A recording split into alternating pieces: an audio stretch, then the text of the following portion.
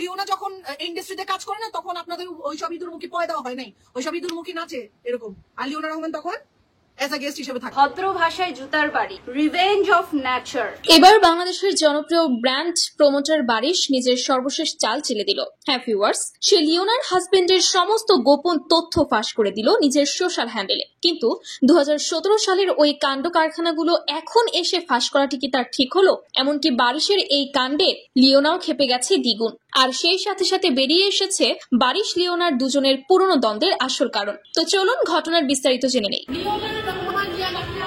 ভদ্র ভাষায় জুতার বাড়ি, রিভেঞ্জ অফ নেচার। প্রকৃতির নিয়মে প্রকৃতি বিচার করে। ও আমারে দিবে অ্যাওয়ার্ড না, অ্যাওয়ার্ডটার মুখের উপর উড়ে আমার ভাই রাস্তাম না, আমরা চিনছে। ইতিমধ্যে বারিশ এবং লিওনার দ্বন্দ্বের বিষয়টি নিশ্চয়ই আপনাদের কারো অজানা নয়। আর এই ঘটনায় আমাদের তনি আপাও কিন্তু বেশ খুশি। ম্যাডাম আবার তো লাগছে আরেকজনের পিছনে একদম ধুয়ে দিচ্ছে সাবান ছাড়া। আমি আসলে লিওন আপুর সাথে মনে হয় না, সারা বছরে লাগালাগিতেই থাকে।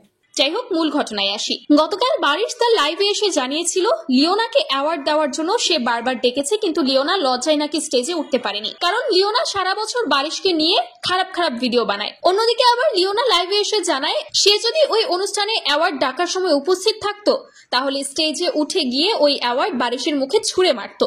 বারিশের নাকি ভাগ্য ভালো সে সময় লিওনা সেখানে উপস্থিত ছিল না। ও আমারে দিবে অ্যাওয়ার্ড না, অ্যাওয়ার্ডটার মুখের উপর উড়ে আমার ভাই রাস্তাম না, আমরা চিনছে। যাই হোক, ঘটনা কিন্তু এখানেই শেষ হতে পারতো, কিন্তু হয়নি। আমাদের বারিশ আপা কিন্তু ঠান্ডা মাথায় চাল চালে। সে গতকাল লিওনার হাজবেন্ডের বেশ কিছু পুরনো চ্যাটিং সোশ্যাল মিডিয়ায় আপলোড করে দেয়। যেই চ্যাটিং গুলো তো দেখানো হয় যে লিওনার হাজবেন্ড অনেকগুলো মেয়ের সাথে কিভাবে ফ্লার্ট করে বেড়ায় এবং তার চরিত্র কতটা খারাপ। আর লিওনার হাজবেন্ডকে এই ধরনের পোস্ট করায় লিওনা গেছে চরম ক্ষেপে। সে জানান দিয়েছে, আমি এখন পর্যন্ত চুপ আছি, কিন্তু বারিশ দেখছি বেশি বাড়াবাড়ি করছে। বেশি বাড়াবাড়ি দেখলে বারিশের হাজবেন্ড বর্তমানে কার সাথে কি করছে সব কিন্তু ফাঁস করে দেব। আমার জামাই নিয়ে তো ও পুরনো দিনের কাহিনী ফাঁস করছে, আমি কিন্তু ওর জামাই নিয়ে বর্তমানের কাহিনী ফাঁস করে দেব। তখন কিন্তু বারিশ তুই পালানোর সুযোগ পাবি না। হ্যাঁ ভিউয়ার্স, ঠিক এইভাবেই তাদের দ্বন্দ্ব চলছে। এবার দেখা যাক লিওনা আসলেই বারিশের হাজবেন্ডের কোনো কিছু ফাঁস করতে পারে কিনা। যদিও দর্শক কিন্তু দাবি করছে ঝগড়া হয়েছে দুই মহিলার মধ্যে, এখানে স্বামীদেরকে টানার কি দরকার ছিল বারিশের কাজটা কিন্তু ঠিক হয়নি।